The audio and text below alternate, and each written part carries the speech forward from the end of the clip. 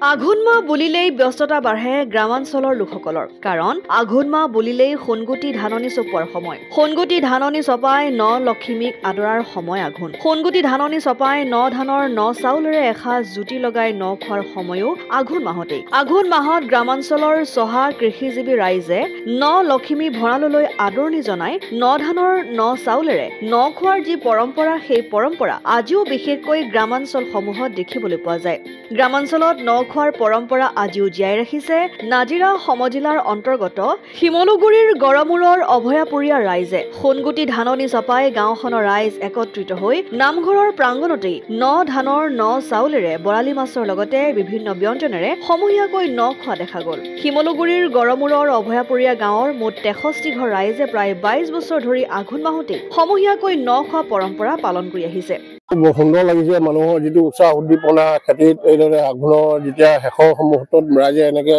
একত্ৰিত হৈ এসাঁজ খাবলৈ মন কৰে মানুহৰ খুব ভাল লাগে খুব আনন্দ হয় প্ৰতি বছৰে আমাৰ এই ভোজভাগী আয়োজন কৰা হয় আজি